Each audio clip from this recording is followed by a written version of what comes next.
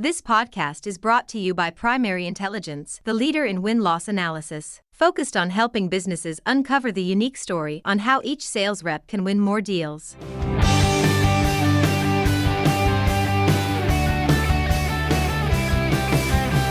Hey everyone, and thanks for joining me on another rousing edition of Sales Intelligence Weekly, brought to you by Primary Intelligence. I'm Ryan Queller. Let me say something maybe provocative. There's no better way to build trust than through the voice of your customers. We should know. We help our clients tap into the voice of their buyers and customers every single day. But as we say on this show, data without action, well, it's just data.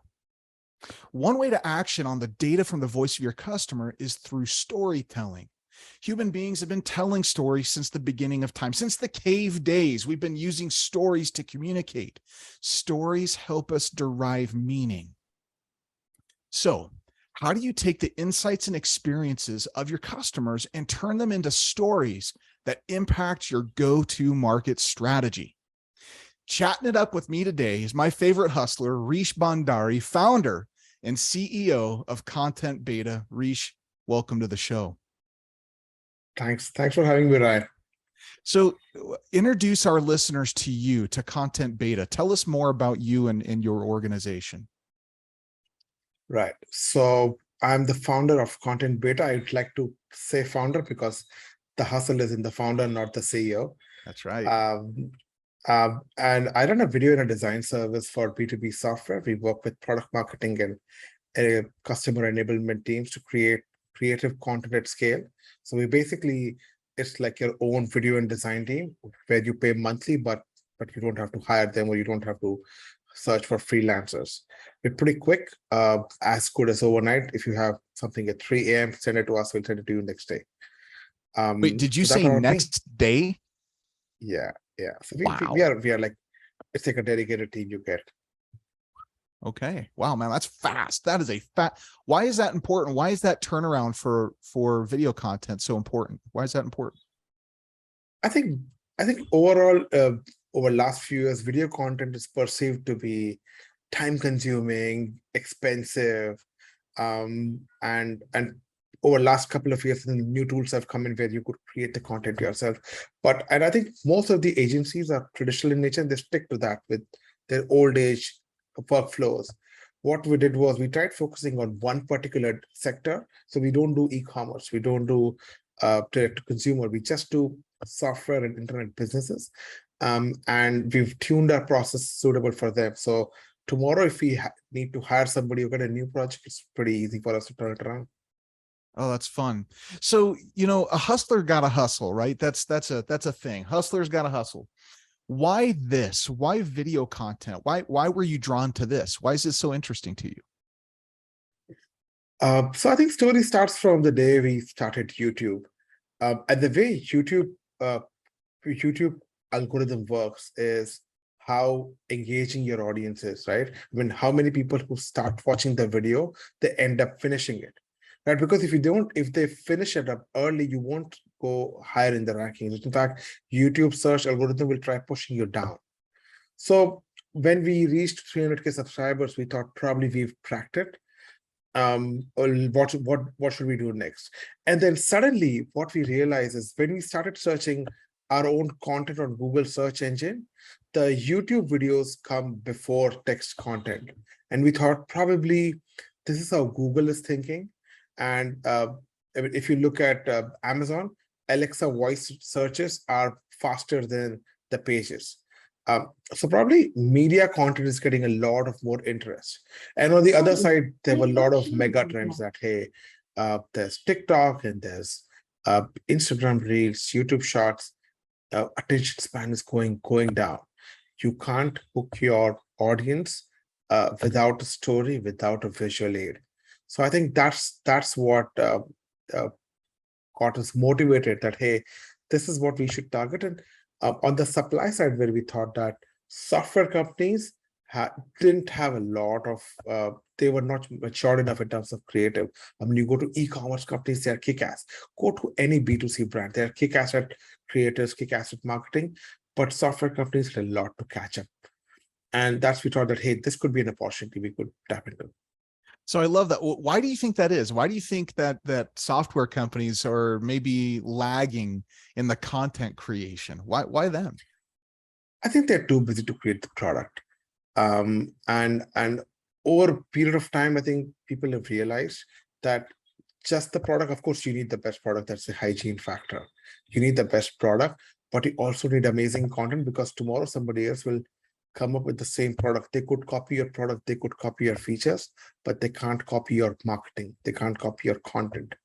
And they can't copy your GTM. So I think content has started becoming a differentiator, and software companies are realizing it. And you've seen Drift and you've seen HubSpots of the world. They've really changed the way you look at SaaS. Absolutely. Okay, so we've already started to kind of tap into this idea. In addition to maybe SEO or Google searches, why are customer stories, right? Why are these stories from your customers so important in a B2B go-to-market strategy?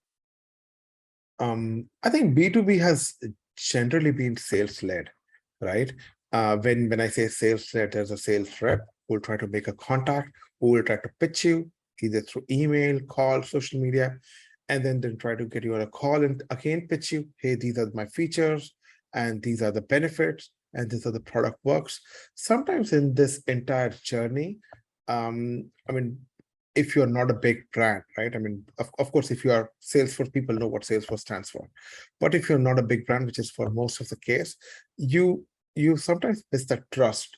That how do you install trust? I mean, how do you make sure that your prospect is convinced, or you've given a compelling reason to make your prospect believe that this could be a good tool, right? I mean, a sales rep could talk for hours, but if you get somebody like another prospect, right, like a mirror image of that person, say another customer, and if you make them talk, I think the sales process becomes relatable, right? I mean, you find you mirror yourself in the other person, and somehow you start believing it more than the sales rep, because sales rep is incentivized on sales. He's motivated to complete his quota, but a customer is a neutral party. I mean, it's a user. In fact, he's not even financially motivated to make sales for you.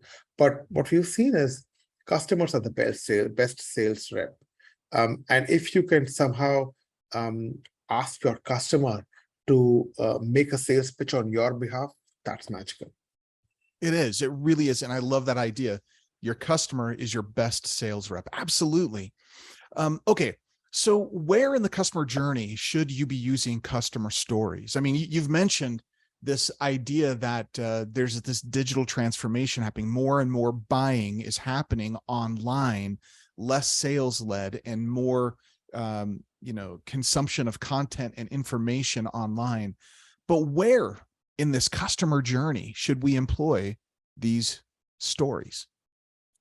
So customer videos or case studies are typically content for a middle of the funnel or a bottom of the funnel, when you know your prospect is either problem aware or solution aware, and that's the right time. And that's a big gap in, at least for the software world, where there is not enough of the middle and the bottom of the funnel content.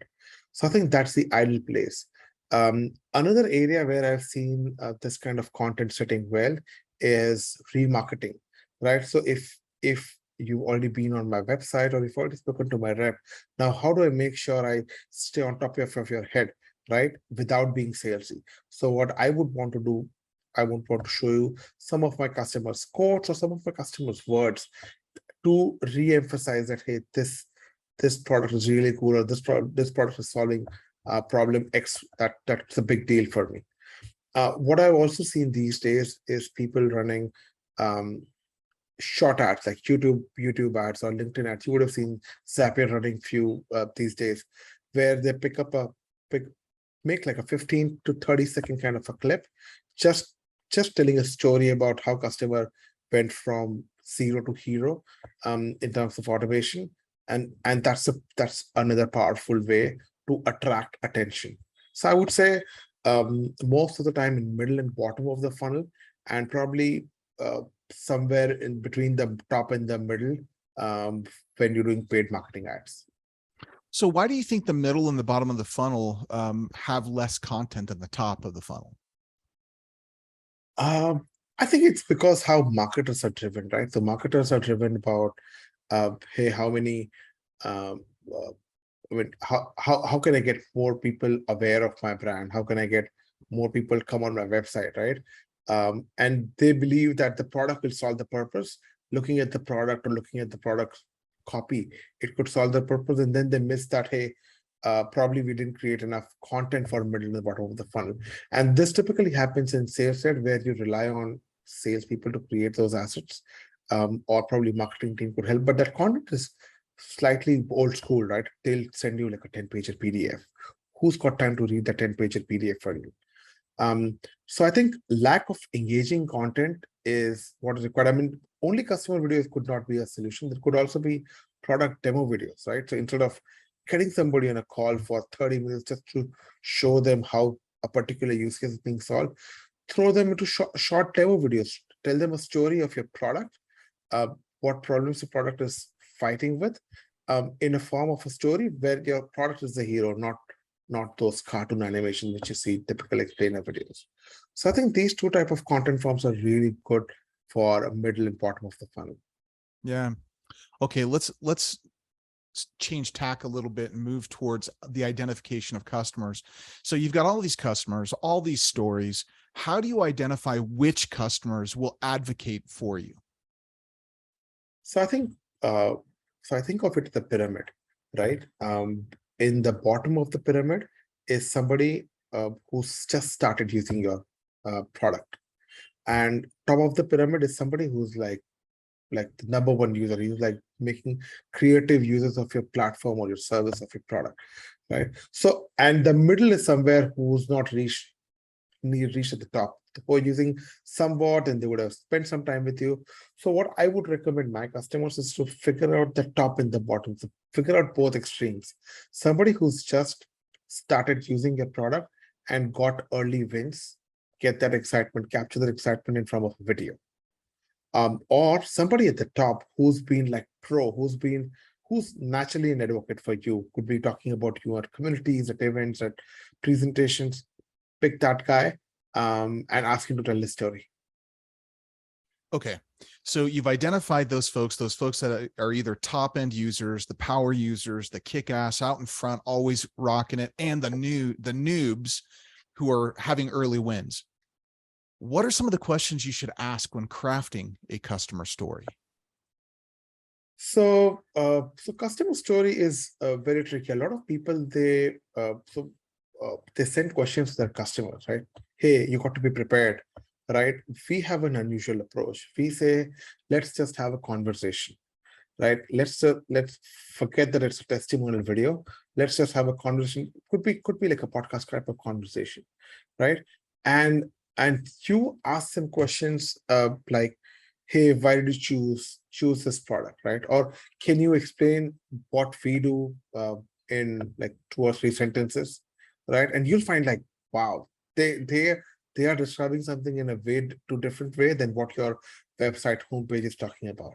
Or you could ask them that, hey, what are different options did you try, right? So and where did you fail or where did you win, right? Then you could ask, hey, what were your objections, right? What were you afraid of when you wanted to try us out? And probably you'll hear about their early objections. You could use those objections to solidify your story that, hey, you could be having the same problems too. And see, this guy solved the problem using this product. And then you ask them to quantify to whatever extent they can, to that what change it happened in their organization. Did it improve the customer? Did they improve their revenues, their leads, or decrease the customer tickets, or even decrease their time required for each of these processes? So I think in summary, what I would ask is, hey, why did you choose this? Describe us. What problem did you solve? What were you afraid of, and what changed the most? I still recommend, maybe you could send like a few bullets to make your customer feel okay, but you have to be like a journalist in that conversation. you got to find, and there are a lot of follow-up questions which may be beyond those 4 or 5 bullets which I said, to make sure that the customers say the right. I mean, you get their internal motivation out in a form of conversation. So yeah, and that's one of the other reasons why I don't ask customer to record themselves. I mean, there are tons of tools which you could just say, hey, can you record yourself and send it to us? I mean, can you record a Zoom recording for like with your own self and send it to us? Don't do that. Um, Become like this journalist and asking your guests difficult questions, the answers of which could make your story more compelling. Okay, so I think we're cooking with gas here. This idea of being proactive in addressing concerns and being proactive, anticipating potential problems that other buyers might be bumping into, that is powerful stuff. And asking those deep questions about, what fears did you have? That's a lovely way of bringing the humanness, right? The humanness to the forefront and not have it be BS, right? Totally. And one more thing, which I mean, a lot of customers, and forget customers, even we as an individual, sometimes we feel it's it's a lot of obligation towards a customer because they have to now spend some time coming to me. So the way we project is don't make it like a customer testimonial video session, right? Make it like a customer spotlight session. Tell your customer that, hey, we'll have a conversation, and probably I'll clip up some best parts and give it to you. It could be something like an industry trend or something which they see, may not be ever related to your product, but make your customer feel special and make him feel that, hey, this is like a one-on-one interview which we might produce it publish it publicly, but and you also can also mix in your product questions. I think don't make your customer feel that you are interviewing him about how they felt using your product. Make them feel special that, hey, we consider you as an expert in this domain. I would love to learn about your insights. Spotlight, love that. Okay, so our customers are busy. We've identified who we might think might be a good advocate for us, but they're busy, right? They're running their businesses, they're living their lives. How do you incentivize customers maybe to participate in a customer story or testimonial? So there are 5 techniques we recommend. One is your company swag. You could go create your own branded charger, branded AirPods, branded bag, branded water bottle, and just send them. Even before asking that, hey, can we do a customer video? Just send it to them and then ask. First send, then ask. What we also do is sometimes we send, so when we do remote video testimonials, we send like a recording kit to your guest. When I say recording kit, it's like a 1080p camera, microphone, lights, like a ring light. And sometimes we say that, hey, you can retain this recording studio for life. It's like a token of appreciation for you spending time. You could do Amazon gift cards that, hey, it's a $50 card or something like that.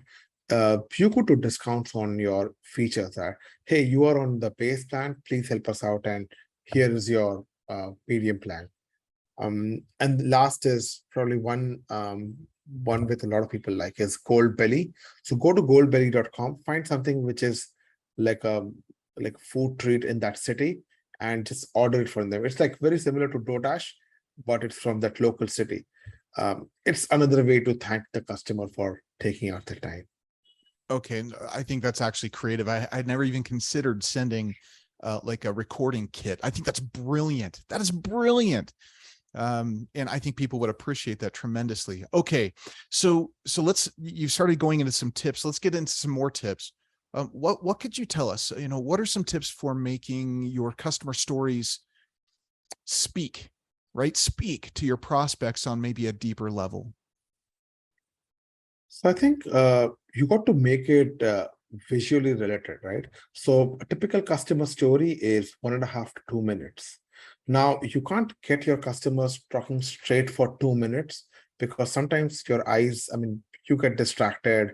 And if you look at the same constant face, you might even get bored. So what we do is we add a lot of B-rolls. So if customer is saying that, hey, they help me fix my menu, we'll show your product or your probably a stock video uh, where your product is basically fixing that menu.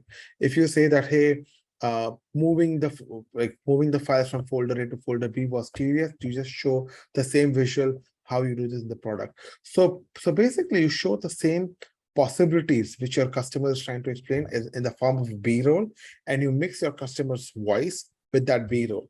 And this transitioning between customer B-roll, I think that makes the video more engaging and the story more compelling.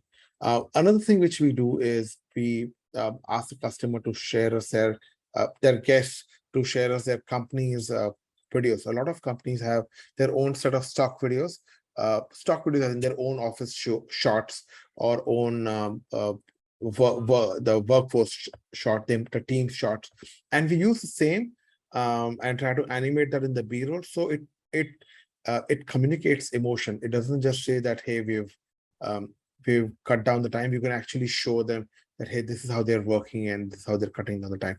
It makes it more relatable. So I think B-roll, using either the company shots, if you don't have, use stock videos, or use your product shots, very relevant to what your customer is talking about. Yeah, that's brilliant. Any other tips that you might suggest for creating interesting customer stories? Anything else?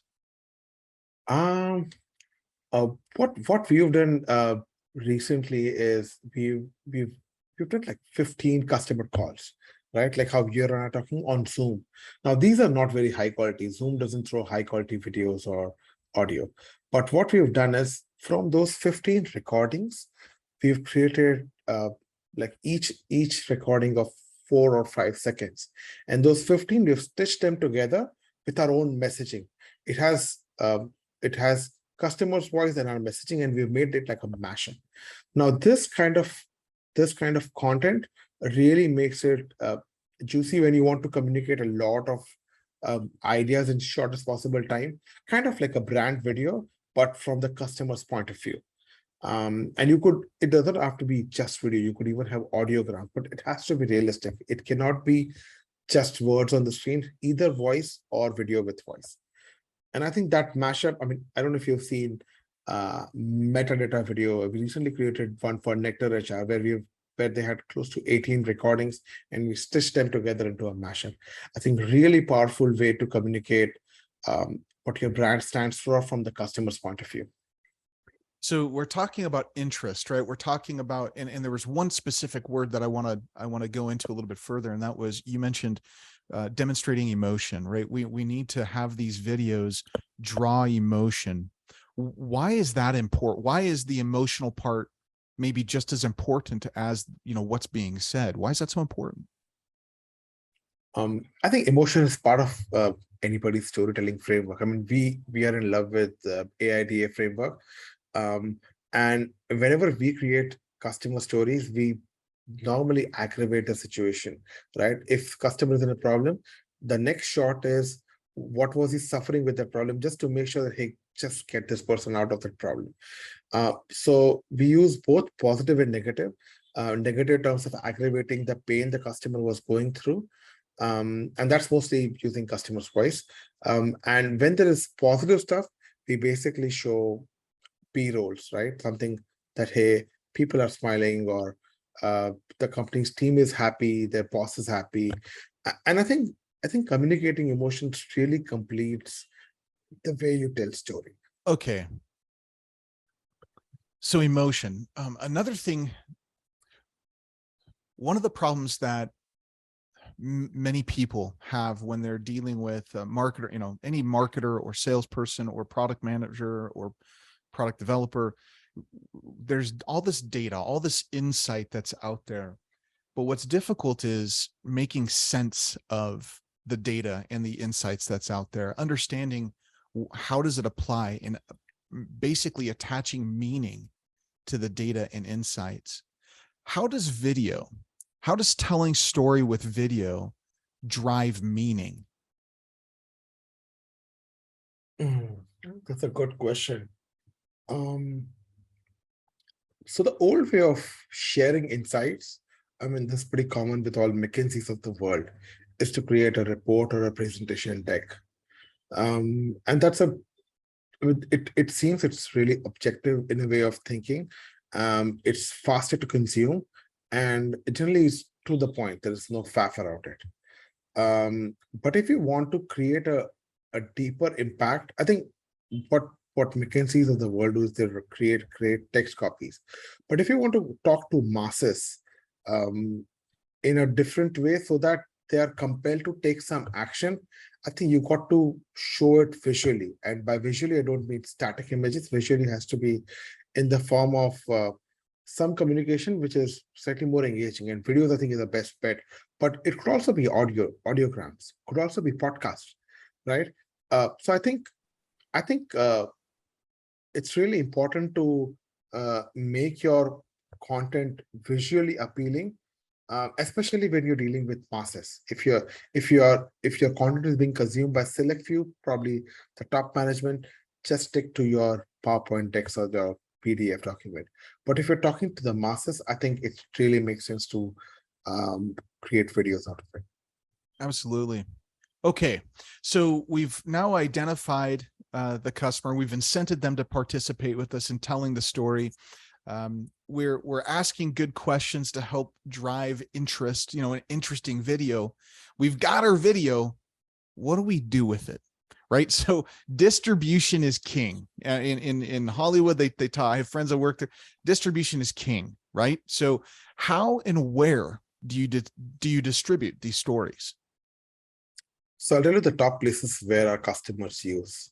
If you are a PLG SaaS, you most likely have a free trial. On your sign up page, use that video. Make sure that person who's visiting that page is 100% signing up, right? So that's number one spot on your sign up page. You can use it in your prospecting emails, not in the first or the second email, probably in the third or fourth email, or probably when the customer responds to your first email. It really bridges the gap of trust for your recipient and your cold email. Second thing which I would do is a lot of people create proposals on Proposify or PandaDoc. Add your video testimonials there. Could even be your contracts, or could even be your pricing page. Add testimonials there, just so that even if your viewer is having a second thought that, hey, let me consider the other option which I thought about, or which we did a discovery call previously, they shouldn't have that second thought on your pricing page. On your product activation, right? So let's say you now have a trial user who's just started to use your product. Show them how other customers are solving the same problem, right? Because now your goal is to make sure that that trial user is married to your product, who finds your product super interesting to solve his problem. You got to make sure that he converts into a paid customer, and for that you got to make him stick to your customer, stick to your product. And a lot of people use such customer videos during product activation. And then real top of the funnel kind of ads. So you could show 15 to 20-second kind of a clip. So probably that's our golden rule. We record a 30-minute session with our customer. We capture 2 minutes of that and convert into like a finished publishable video. Now 2 minutes is still too much for social media. So we cut that into 30 seconds, probably 45 seconds, and put that on social media. So I would say you could use that on LinkedIn post, company post, or LinkedIn ads. Probably you could use them on Instagram stories if you are slightly more consumer centric. So these are the areas which I would think are the top use cases of where your customer video could sit, so that you could see more growth. So let's talk a little bit further after their customer. We've talked a lot about video production for the front end of the funnel, right? The top or the middle and the bottom end of the funnel, really in the marketing and customer acquisition. You've given some really, really powerful tips on where to place those videos and why, which were brilliant. By the way, I had never even considered a video on the pricing page. Brilliant. I totally get that, right? That resonates. Let's talk about as their customers. Is there a way to leverage video content to your existing customers as a means of, as you mentioned before, maybe remarketing or potentially solidifying their purchase decision or protecting or creating a moat around a potential churn? What do you think? So I think I slightly go away from the customers videos and maybe towards more product videos. So I think so the goal for your customers is first is product activation, right? And product activation is your number one goal, to make sure your customer is adopting it. And for that, you need a couple of styles of content. One is which use cases are being used for that product, right? Because when you don't know what your customer is thinking, you know what your customer's problem is, you may not know that. And if you could show the possibilities of what this product can do, I think end customer has an ability to pick one of these possibilities. I think that's one way to use it, is product activation. Second is to create content where you could, which is, I mean, in Maslow's hierarchy, this is more towards the top end of the pyramid, where you make your audience kick ass as a professional, right? So if I'm an email marketing software, I got to make my customer best in email marketing, not just my software, because if he becomes a better email marketer, he'll naturally stick around with the product. And the third one, which I see, is feature launches, right? So today you have probably a product, and probably a quarter or 6 months from now, your product will have 10 new features or 4 new use cases. I think you need to continuously educate your existing users that, hey, you could use this feature, and get early feedback that, hey, is this feature valuable for you or not? Should we go deeper with creating sub features or deeper use cases using that same feature? So I think these 3 areas: product activation, making them better professional in whatever career they are, and new feature launch. I think these 3 areas where we use a lot of videos. Fantastic. All right. Winding down our conversation here. If you had one piece of advice to our listeners that you would share with our listeners on getting started with video content and, moving down this path of telling stories, telling their customer stories, what is that single piece of advice that you would give them? I think a lot of people create videos using Looms of the world, right? And you could just record your screen, record yourself, and just speak. What I would recommend is to first write down what you got to speak. It might sound boring to create a script, and you may not have to even read it while you are recording your own video, but the kind of clarity it gives you in your head about, is my messaging okay? Am I meeting my goals? I think that is phenomenal. So always write your script down in your notepad, in your letterhead, wherever you want, but just make sure so you're super clear when you start creating your own content. Phenomenal advice. Harish, thank you so much for being on the show today and sharing these insights with us. Appreciate it. Thank you for having me, Ryan. And listeners, this is only episode 1. We will be having our friend back, our favorite hustler from Mumbai, back on the show in the not too distant future. So join us for the second episode as well. And listeners, for more from our friends at Content Beta and from us here at Primary Intelligence, check out the show notes at www.primary-intel.com/podcast. And remember, no deal is out of reach. We'll see you next time.